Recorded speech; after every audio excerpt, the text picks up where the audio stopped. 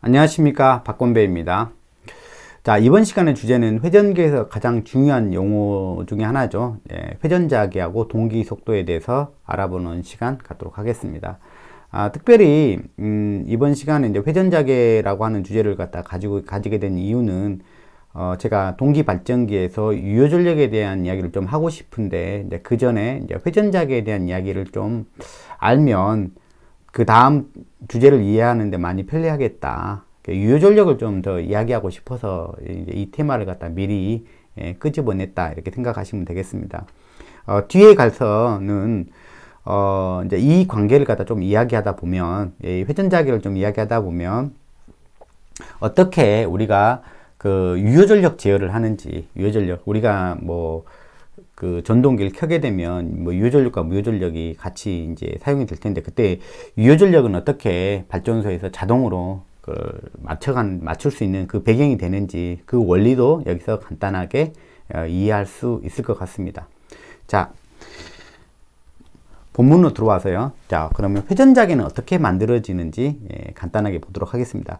우리가 발전기가 됐든 전동기가 됐든 이 회전자기가 가장 중요한 말이죠. 우리가 회전기는 두 가지 파트죠. 멈춰있는 파트하고 돌아가는 파트 두 개죠. 이제 멈춰있는 파트는 고정자, 영어로 스테이터 이렇게 부르고, 그 다음에 돌아가는 파트는 회전자 또는 이제 로터 이렇게 부르죠. 이 삼상 전동기 또는 이제 삼상 발전기, 우리가 이제 대형 발전기는, 계통에 이제 물려있는 발전기는 그냥 삼상 발전기다 이렇게 보시면 되죠. 삼상 동기 발전기죠. 그러니까 세 세트의 코일을 기본적으로 감죠. A상, B상, C상의 3상 코일을 감죠. 자, 그걸 배치를 할 때 이제 120도 간격으로 이제 배치를 하죠. 이렇게 감을 때 120도가 되도록 이렇게 감고요. 이거는 뭐 모터도 마찬가지고요. 고정자 본선 이와 같이 감습니다. 그럴 때 여기에 각 코일에 요런 삼상 전류를 갖다가 흘려주기만 하면 이 회전자기가, 즉 돌아가는, 요것처럼 자석이 꼭 돌아가는 것과 등가적인 자기가 발생한다는 얘기죠. 그래서 이제 그 자기를 갖다가 이제 회전자기다 이렇게 부르는 거죠. 그러니까 자석이 실제 돌아가는 게 아니라 전기적인 방법으로 회전하는 자기장을 갖다 구현하는 거죠. 그걸 갖다가 이제 우리는 회전자기 이렇게 부르는 겁니다. 회전자기를 알아야 우리가 뒤에서 우리가 설명할 전동기, 유도전동기, 가장 핵심적인 정도의 유도전동기에 대해서 우리가 정확하게 이해할 수 있는 근간이 됩니다. 그래서 회전자기가 회전기를 이해하는 가장 큰 근간이다 생각하시면 됩니다. 자, 이렇게 감아놓고 이 전류가 뭐 들어가든 나가든 흐르기만 하면 무슨 자기가 발생한다고요? 뭐 전동기 같으면 개념적으로 들어가는 개념으로 여러분 생각할 것이고, 발전기 같으면 나가는 개념으로 생각할 것이지 않습니까? 그죠? 그러니까 이렇게 감아놓고 전류가 흘러나오든 무슨 자기가 만들어진다고요? 회전자기가 만든다. 즉 고정자의 회전자기가 발생하게 된다. 그죠? 자, 그 회전자기가 어떻게 발생하는지를 우리가 보면, 우리가 다음에 이야기할 것들을 좀 쉽게 말로써 이건 이러거다 저거다 이렇게 쉽게 말할 수가 있죠. 결과론적으로 이 세 세트의 코일을 120도 간격으로 배치한 다음에 그 다음에 삼상의 전류를 넣어주면 회전자기가 발생한다. 이게 결과예요. 결론이에요. 자, 그러면 어떻게 이제 회전자기가 발생되는지 그 과정을 보면 나중에 우리가 회전에 대해서 말로 표현할 때 금방 이해가 되거든요. 그래서 그 과정을 한번 이해해 보는 게 굉장히 중요하다 생각합니다. 자, 그래서 여기서 여기까지가 이제 한 주기가 되죠. A상을 기준으로 보면, A상, 검정색상 요걸 기준으로 보면 여기가 이제 한 주기가 되죠.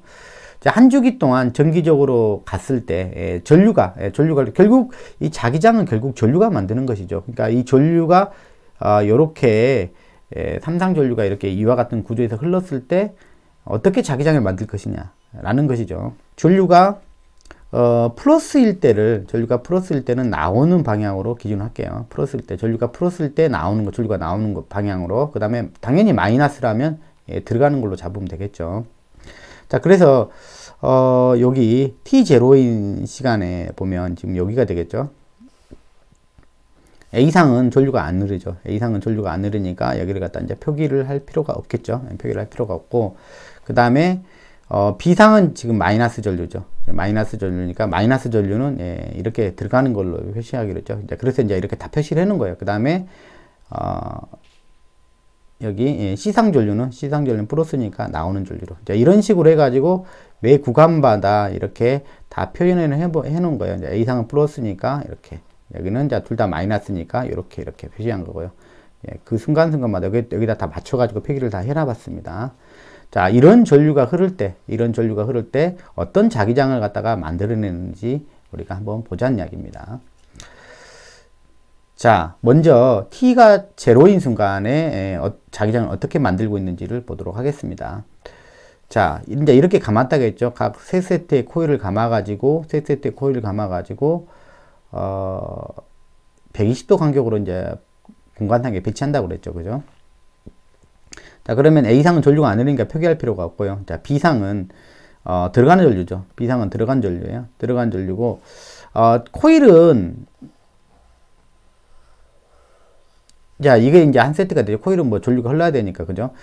자, 전류가 이렇게 들어가면 반드시 이렇게 가서, 예, 이렇게 가서, 당연히 이쪽에서는 반대로, 이쪽에서는 와서는 이제 나와야겠죠. 그래서 이걸 갖다 우리가 리턴 코일이라고 불러요. 예, 리턴 코일이라고 부르는데, 리턴 부에서는 당연히 이 들어가던 전류, 이 전류하고는 반드시 반대 방향의 전류가 나와야 되겠죠. 그렇죠? 리턴 코일은 그래서 뭐냐면 반대 방향으로 방향을 잡아주시면 되겠습니다.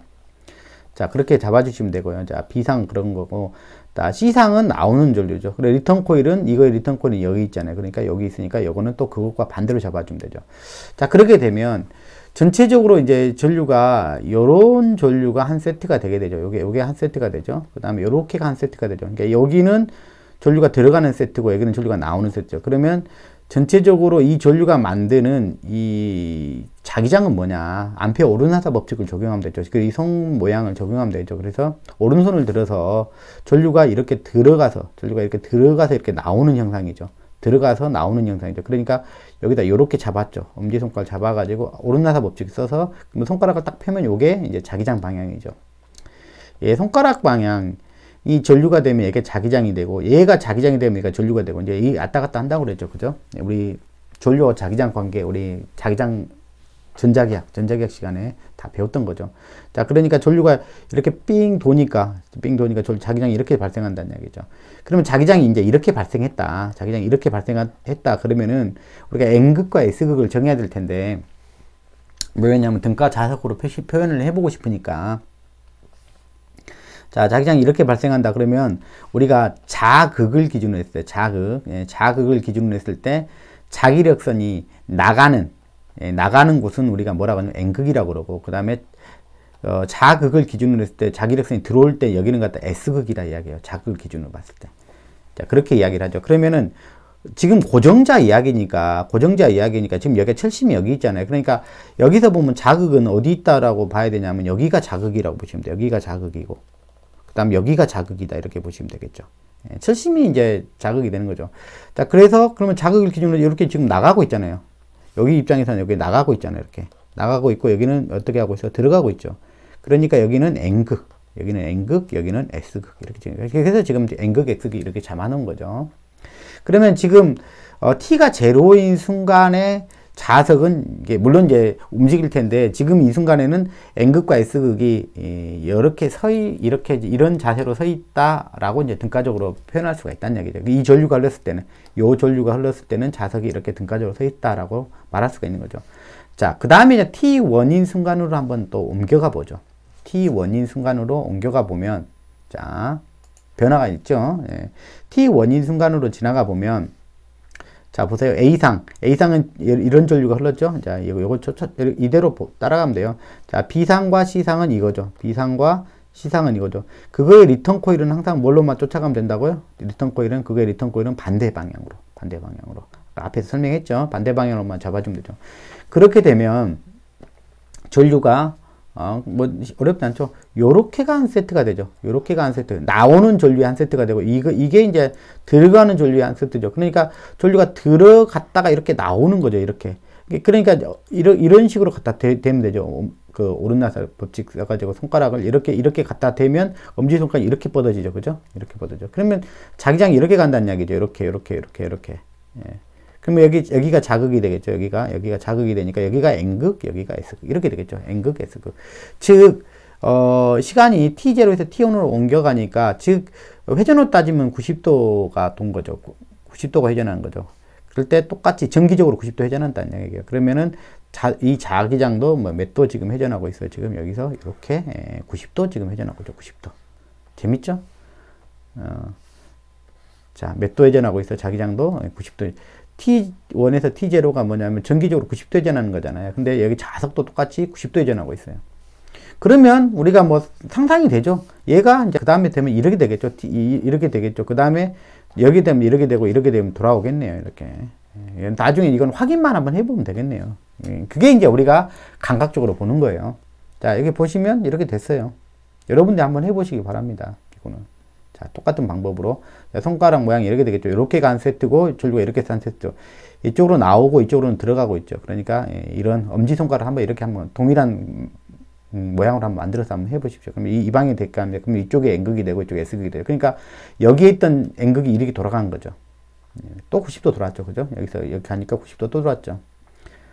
자, 그 다음에, 또 위치를 바꾸니까 또 여기서 이만큼 왔죠. 또 90도 또 돌았죠. 자, 그 다음에 T포인 순간. T포인 순간이 이제 그 한 주기가 다 끝난 거죠. 회전을 따지면 한 바퀴가 돈 거죠. 정기적으로 한 바퀴 돈 거죠. 그러니까 자석도 한 바퀴를 돌게 됩니다. 자, 이런 겁니다. 자, 연속 동작으로 한번 봐볼까요? 자, 여기서부터 T0인 순간부터 T포인 순간까지요. 자, N극만 한번 쫓아가 보세요. N극만 쫓아가 보세요. 자, 이런 식으로. 자, 이렇게 한 주기 가면 이렇게 돈다는 이야기예요. 한 바퀴. 뺑 돈다는 이야기죠. 자, 이해가 되시죠? 자, 이게 바로 회전작입니다. 돌아가고 있다. 우리는 전류를 갖다가 코일을 갖다가 120도 간격으로 감아가지고 삼상 전류를 흘렸을 뿐인데 걔가 만들어낸 자석은 뭐냐면 물론 그 크기는 얘의 자기장의 크기는 동일한 크기를 유지한 상태에서 돌아가기만 하는 거예요. 그래서 이제 우리가 자석의 크기가 계속 바뀌는 거는 바뀌지 않고 총 자기장 자석의 세기는 똑같은 상태를 유지한 상태에서 돌아가는 그런 자기장, 회전자기가 만들어지고 있는 모습을 보여주고 있습니다. 자, 그러면 이 회전자계, 즉, A, B, C 코일을 갖다 딱 한 세트만 감으면 이처럼 우리가 자석이 N극, S극 딱, 두 극만 형성이 되게 됩니다. 그걸 갖다 우리는 뭐라고 그러냐면 이극기다 이렇게 표현을 해요. 이극기다. 이극기를 써요. 이극기라고 하면 이게 이극기가 우리 회전기를 이해할 때 가장 기준이 된다고 생각하십시오. 그래서 항상 기준을 갖다가 딱 잡고 난 다음에 이제 그 다음에 이제 좀 우리가 확장시키는 쪽으로 우리가 공부하는 게 훨씬 유리합니다. 자꾸 기준도 안 잡혔는데 어려운 거 여러분들이 공부한다고 친다 그러면은 그건 더 망하는 길로 가는 거죠. 자, 그러면 이제 이극기 기준으로 우리가 회전기를 항상 이해하려고 노력하면 돼요. 그러면 자, 이극기를 기준으로 자 봐요. 여기다가 한 주기 정기적으로 한 주기를 가게 되면 자석은 몇 바퀴를 도는 거예요. 아까 앞에 했던 거를 정리하는 거예요. 그러니까 한 주기 가니까 삼상전류가 이제 A상 기준으로 한 주기에 딱 들어갔다. 자, 그러니까 자석도 몇 바퀴 돌았다? 한 바퀴 돌았다. 이런 거죠. 한 주기 가니까 한 바퀴를 돌았다는 얘기죠. 더 쉽네요. 그죠? 한 주기 가니까 한 바퀴 도는 거예요. 그죠? 자, 그러면 우리가 주파수를 표현할 때, 주파수라는 걸 표현할 때, 그죠? 60Hz라는 이야기가 있죠. 60Hz라는 이야기가 있는데, 60Hz는 요게 뭐냐면, 요 주기 있잖아요. 요거 주기를 1초에 몇 번 하는 걸 60Hz라고 하면, 얘가 60번 반복하면 60Hz라고 이야기하죠. 그죠? 1초에 이걸 60번 반복하면, 요걸 갖다가 이제, 1초 동안에 요걸 60번 한다는 이야기죠. 60번 왔다 갔다 한다는 이야기죠. 60주기를 하게 되면 60Hz다. 이렇게 부르는 거죠. 그러면 자석도 몇 바퀴 돈다는 거예요. 1초에 60회전을 한다는 이야기죠. 그죠? 그러면 1분이면 뭐 3600, 여기다 60만 곱하면 되죠. 1분이면. 여기는 3600 이렇게 되는 거죠. 그래서 우리가 회전 속도를 표현할 때는 직선에서 속도는 메타 퍼 세컨드 이렇게 나타날 수 있죠. 이렇게 나타나는데 회전 속도는 이제 그렇게 표현 안 하고 이와 같은 방법으로 표시해야 되게 맞겠죠. 뭐 초당 몇 바퀴 돌았냐. 초당 몇 바퀴 돌았냐. 로테이션 퍼 세컨드가 되겠죠. 초당 몇 바퀴 돌았냐 이렇게 표현하죠. 그게 이제 우리가 머리 글자만 따가지고 이제 RPS 이렇게 부르는 거고요. 그 다음에 분당 분당 몇 바퀴 돌았냐 이렇게 보면 우리가 뭐라고 그래? RPM 이렇게 이제 우리가 회전하는 속도에 대한 그 단위는 이와 같이 RPS나 또 RPM 이렇게 나타나죠. 자, 여기는 그거죠. 초당 몇 바퀴 돌았느냐는 표현이기 때문에 이런 거죠. 아, 그러면 이극기에서는 그럼 회전작의 속도는 뭐라고 해야 돼요? 아, 60rps로 돌아간다. 이렇게 말하면 되겠죠. 60Hz인 경우라면 60rps로 돌아간다는 이야기야. 60Hz의 주파수라면, 60Hz의 주파수였다면 60rps라는 이야기죠. 딱 그 다음에 이제 RPM에 대한 표현이죠. 이거는 RPM. 60Hz라면 여기는 뭐가 돼요? 같은 속도인데 분당으로 표현하면 여기는 3600 RPM이 되는 것이죠. RPS로 표현할 거냐, RPM으로 표시할 거냐, 이제 그것은 본인의 마음이죠. RPS가 좋으면 RPS로 하면 되고, RPM이 좋으면 RPM으로. 그러니까 되게 이제 RPM이란 단위를 많이 쓰는데, 사실 이제 우리가 공학을 하면서 가장 중요한 것 중에 하나가 뭐냐면, 어떤 수치가 나왔을 때, 이게 속도면, 아, 빠르다, 아, 느리다, 이렇게 느낄 수 있으면 가장 좋은 거죠. 왜냐면 감각적인 거 굉장히 중요한 거거든요. 우리가 60도란 물을 갖다가 60도의 물이 있어. 그게 뜨거울지 차가울지 모른다 그러면 우리는 참 이건 우리가 뭐냐면 실사구시적이지 못하죠. 실용적이지 못하죠. 우리가 공부를 했으나 뭐 어떤 수치를 60도라고 나와서 계산을 했는데 60도가 나와서 근데 저게 뜨거운 온도인지 차가운 온도인지 모른다 그러면 이거 상당히 난감한 거죠. 그죠? 그런 것들이 우리가 추상적으로 공부했다라는 그런 것들이에요. 그러니까 속도를 배웠으면 아, 그 속도를 계산했으면 그 속도가 좀 빠른 속도인지 느린 속도인지 좀 알 수 있으면 좀 좋은 거죠. 그러면 3600 RPM이라는 것은 빠른 속도입니까? 아니면 느린 속도입니까? 그게 1분에 3600바퀴 돌았다는 이야기인데 말은 이해가 되는데 그게 빠르냐 느리냐고 제가 물어봤을 때는 글쎄 한번 좀 생각을 해봐야 될 것 같은데 근데 RPS라고 한 단위는 사실 그걸 느낄 수가 있어요. 초당 60바퀴 돌았다는 이야기잖아요. 여기 같으면 같은 말인데도 그죠? 네, 같은 말인데도 근데 똑딱 할 때 60바퀴 돌았으니까 엄청 빨리 돈 거죠. 그죠? 고속기라는 이야기죠. 즉 굉장히 고속으로 돌아간다는 이야기죠. 그래서 이제 우리가 회전체를 갖다가 이제 돌려가지고 이제 고속으로 이제 회전하려면 이극기로 만들면 굉장히 고속기가 되기 때문에 그 기계적 안정성에 좀 약간 문제가 있을 수 있죠. 그죠? 예. 물론 잘 만들면 되죠. 근데 이제 그래서 이제 대부분 이제 사극기라는 걸 씁니다. 사극기를 쓰면 이제 속도를 이제 반으로 좀 줄여도 되니까. 그죠? 뭐 30rps, 여기는 1000 rpm으로 따지면 1800rpm 이런 식으로 되겠죠. 그래서 그렇더라도 이해는 항상 이극기로 우리가 기준을 삼아서 이해하는 것이 회전기에서는 편리하다. 이렇게 생각을 하시면 되겠습니다. 자, 그러면 자, 이와 같은 방법으로 우리가 회전자기를 만든다. 그리고 60Hz 같으면 RPS로 따지면 이극기 기준, 항상 이극기 기준으로 보는 거예요. 이극기 기준으로 60Hz가 들어가게 되면 어떻게 돌아가는 속도가 만들어진다. 60rps. 1초에 60바퀴 돌아가는 회전자기가 만들어진다. 뭐 굳이 RPM으로 표시하고 싶으면 3600rpm으로 돌아가는 회전자기가 만들어진다. 이렇게 표현하면 되겠습니다. 자, 그러면 자, 회전자기가 어떻게 만들어진지까지 이제 우리가 한번 봤습니다. 그러면 동기속도란 단어가 이제 여러분들 계속 많이 나올 거거든요. 그럼 동기속도란 단어가 뭘 의미하냐? 이제 거기까지만 이야기를 해보도록 하겠습니다. 자, 동기속도는 뭘 의미합니까? 동기라는 단어는 싱크로 이렇게 이런 부분이 들어가 있어요. 그러니까 얘는 이미 속도라고 이야기를 했어요. 그러니까 얘는 속도야. 속도는 속도인데 무슨 속도라고 말하냐면 동기 속도야. 근데 동기라는 말을 쓸 때는 뭐냐면 항상 우리가 수용 정명을 보더라도 싱크로나이즈드 스위밍 이런 거 있어요. 싱크로나이즈드 스위밍 이런 식으로 있어요. 근데 두 명이 나와서 서로 다른 제스처를 하는 게 아니라 딱 똑같은 일치된 어떤 모션을 취하고 있습니다. 싱크라는 표현 자체가 뭐냐면 어떤 한계를 갖고 이야기하는 게 아니라 두 개의 그 대상이 있다는 거. 그게 뭔가 딱 맞았다는 이야기죠. 딱 맞았다는 얘기죠. 그러니까 얘는 이미 하나의 물리량을 이야기했죠. 속도라고 이야기를 했죠. 근데 뭐랑 딱 일치된 속도냐. 다른 녀석과 딱 일치된 그 뭔가가 있겠죠. 그 대상이 누구라는 이야기예요? 동기 속도니까. 누구랑 딱 일치하는 그 속도겠죠. 자, 누구랑 딱 일치하는 그 속도예요.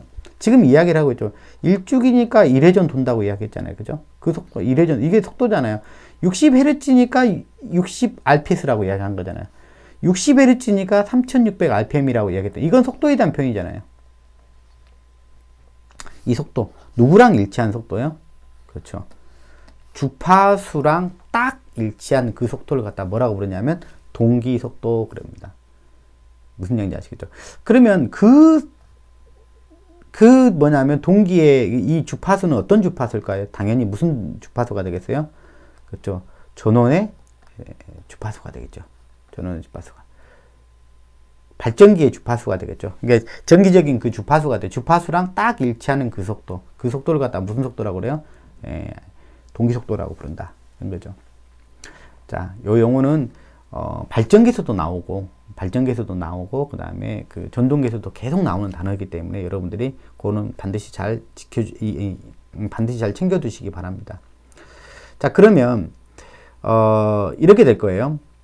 뭐 전동기 같으면 이러겠죠. 삼상의 앞에 쪽으로 넘어가 볼까요?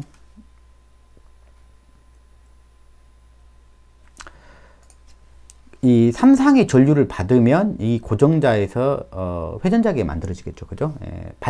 전동기 같으면 삼상의 전류를 받으면, 삼상의 전류를 여기에 감안하고 받으면 우리가 말하는 회전자기가 발생했죠. 회전자기가 발생했죠. 근데 이 회전자기는 무슨 속도로 돌아간다고요? 무슨 속도로 돌아간다고요? 무슨 속도? 동기 속도로 돌아간다. 동기 속도로. 즉 뭐냐면 이 전원의 주파수, 이 진동수에 따라 가지고 그 속도에 딱 맞춰가. 얘가 만약에 뭐 59Hz다. 그럼 59Hz에 맞는 그 속도로 돌아간다는 이야기예요. 그러니까 아까처럼 따지면 뭐 3600rpm이 아니겠죠. 그래서 우리가 동기 속도가 얼마냐라고 이야기하고 동기 속도로 돌아가고 이렇게 그냥 그 표현을 쓰는 겁니다. 즉 전원의 주파수랑 딱 맞은 그 속도로 돌아가고 이렇게 표현을 그냥 거기서 끝내는 거예요. 속도를 직접 지칭하지 않고요. 왜냐하면 그 전원의 주파수는 계속 변동이 있지 않습니까? 우리가 사용하는 주파수는 60Hz라고 하지만 60Hz가 절대 아니죠. 지금 현재 찍어보면 60.158Hz일 수도 있고 59.99997Hz일 수도 있는 거죠. 그러니까 그 속도에, 그 주파수에 딱 맞춰서 돌아가고 라는 뜻이에요. 그죠? 무슨 뜻인지 아시겠죠? 자, 발전기 같으면 그러면 어떻게 될까요? 자, 만약에 여기 있어요. 자석이 있어요. 자석을 돌린다 했잖아요. 자, 돌려가지고, 이 자석을 돌려가지고, 만약에 이제 거꾸로, 얘는 이제 전기를 만들어내는 거야. 얘를 돌려가지고 전기를 만들어내죠. 그죠? 자, 그러면 얘를 돌릴 때 몇 RPM으로 돌리면 여기가 60Hz 전기가 발생할까요? 전기가 이쪽으로. 몇 RPM으로 돌리면. 60이 나오려면 RPM 지금 이극기 기준으로 말하는 거예요. 3600rpm으로 돌리면, 거꾸로 다시 말해서 60 rps로 돌려주면 60Hz 전기가 발생합니다. 아주 간단하죠. 그러니까 이 속도랑 이 속도는 그러면 또 뭐가 되는 것도 같이 여기 또 뭐냐면 동기가 되는 것이죠. 이것도 동기가 되는 거죠. 그리고 나서 이 전류에서 만들어진 이 고정자의 또 회전자기는 또 어떻게, 무슨 회전자기가 되겠어요? 또 당연히 60Hz, 똑같이 얘가 60rps로 돌리면 60Hz의 전류가 흘러나갈 것이고, 그 전류에서 만들어진 또 고정자의 회전자기는 또 얼마가 돼요? 돌아가는 속도는 3600rpm 또는 60rps가 되는 거죠. 그래서 이제 우리가 요 동기기라는 것은, 사실 동기기라는 것은 얘가 돌아가는 속도랑 이 회전자기가 결국 돌아가는 속도랑 결국 같아지죠. 그래서 뭐라고 그러냐면 동기기, 그렇게 부르는 거예요. 거기서 동기기는 또 뭐하고 뭐가 딱 맞았을 때겠죠. 이 회전자가 돌아가는 요 속도랑 당연히 이 회전자계, 고정자 회전자계죠. 고정자. 이 전류가 또 흐르면 고정자의 회전자계가 나타날 거 아닙니까? 그 속도는 또 이 주파수랑 같으니까 결국은 얘가 돌아가는 속도랑 고정자의 회전자계 돌아가는 속도는 같을 수밖에 없죠. 얘가 60rps면 정확하게 얘 회전자계가 돌아가는 속도는 정확하게 60rps가 되겠죠. rpm으로 따지면 3600rpm 되겠죠. 얘가 59rps로 바뀌면 59rps로 바뀌면 얘도 59rps로 바뀌겠죠. 똑같이 같이 바뀌겠죠. 같이 따라서 바뀌죠. 그래서 동기로 돌아간다고 해서 동기기, 동기기는 두 가지죠. 동기 전동기든, 네, 동기 발전기든. 그렇죠. 그걸 동기기라고 하죠. 우리가 유도 전동기는 속도가 다르죠. 예, 그래서 이제 슬립이라는 게 있죠. 슬립.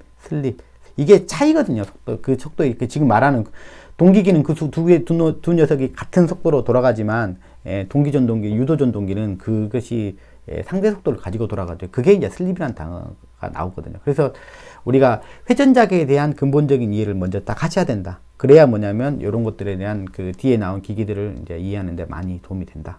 이야기를 하고 있습니다. 자, 이게 부하가 있어요. 예, 부하가 있고, 예, 이렇게 발전기가 있겠죠. 예, 발전기가 있어요. 자, 우리 P에 대한 이야기를 해볼래요. 유효전력에 대한 이야기를 해요. 유효전력에 대한 이야기를. 부하들이 있겠죠. 부하들이 있다고 쳐봐요. 예.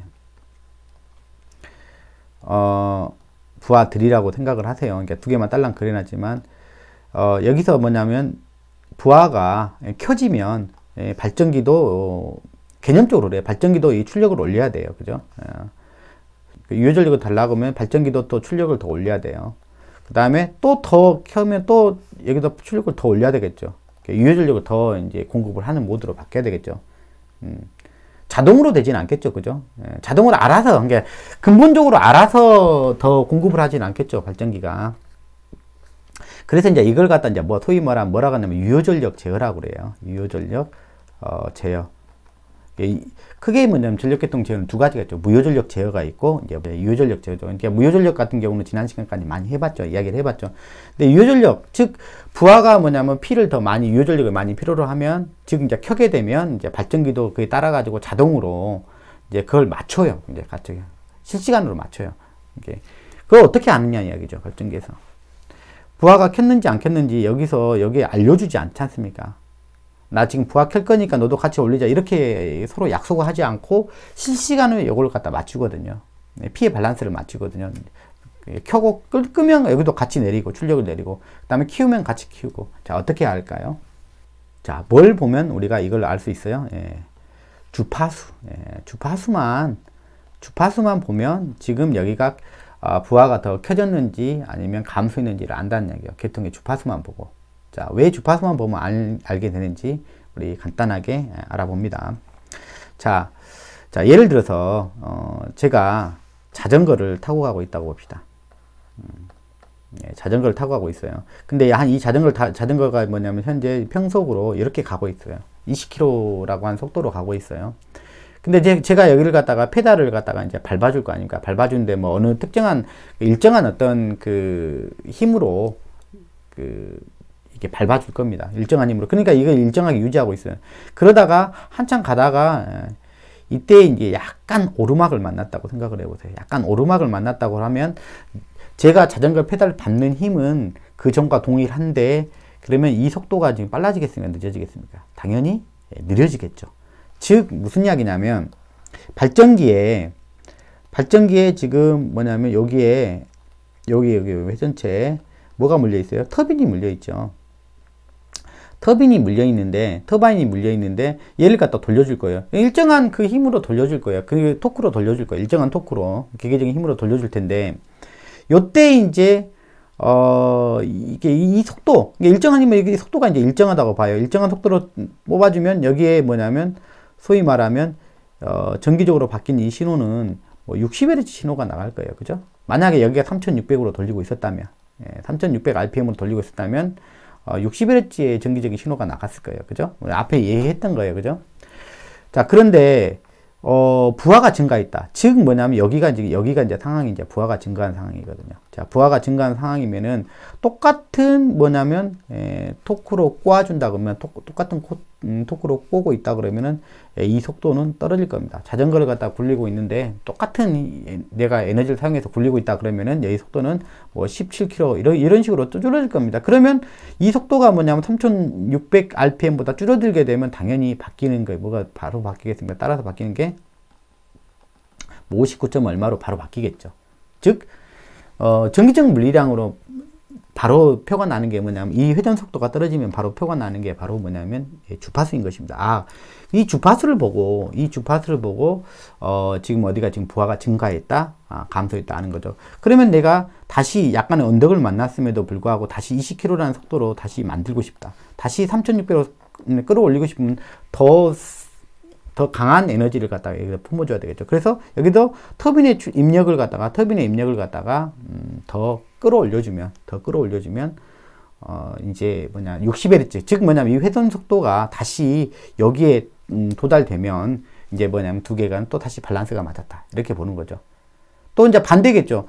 이렇게 가다가 또 이제 이게 언덕을 내려가게 된다 그러면, 약간 내리막을 만나게 된다 그러면은 같은 속도로 밟아주게 되면 당연히 더 빨라질 겁니다. 그러니까 여기도 속도가 더 빨라지겠죠. 그러면 당연히 주파수가 더 빨라지겠죠. 그러면 다시 발전소의 출력을 이 회전 속도가 다시 일정해질 때까지 다시 내려주는 것입니다. 자, 그런 작업들이 바로 주파수 제어. 그러니까 유효전력 제어는 부하가 필요한 유효전력과 발전기의 출력을 갖다가 항상 균형을 맞춰줘야 되는데, 그거는 뭘로 맞춰주냐면 이 주파수 제어라고 하는 걸 통해서 단일 계통이다, 정기적으로 항상 다 연결되어 있다 그러면은 그 주파수는 항상 일정합니다. 그러면 유효전력 제어는 매우 쉽다고 볼 수가 있죠.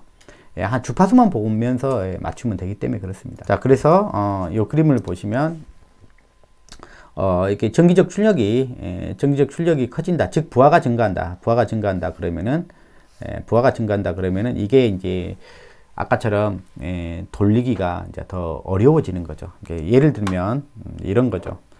자, 제가 이렇게 손을 잡고 있으면 이 손은 양력이 부하라고 생각하면 똑같은 힘으로 돌리고 있는데, 이 양력이 더 세지면 이 스피드는 당연히 여기 돌렸을 때 스피드는 점점 떨어질 겁니다. 그러니까 스피드가 떨어지게 되니까, 즉 이 회전자가 돌아가는 속도가 당연히 떨어지겠죠. 떨어지게 되면 당연히 주파수가 떨어진 걸로 나타나죠. 그래서 여기는 지금 이제 증기 터빈의 모습을 보여주고 있는데, 증기양, 터빈을 통과하는 증기양을 더 많이 넣어주면 이제 토크가 더 증가하겠죠. 그러게 되면 당연히 나중에 이제 여기 속도가 이제 원래 속도로 이제 회복되면 이제 주파수가 맞아질 거죠. 주파수가 맞아지면 이제 입력과 출력량이 맞았다, 즉 부하랑 지금 발전기 출력량이 이제 맞아지면 또 안정된 운전을 하는 거죠. 그래서 그 유효전력 제어는 이 주파수만 보면서 제어를 한다, 이렇게 보시면 돼요. 이게 밸런스를 맞출 때는 그렇다는 이야기예요. 자, 오늘 이 시간에는 여기까지만 이야기하도록 하겠습니다. 네, 감사합니다.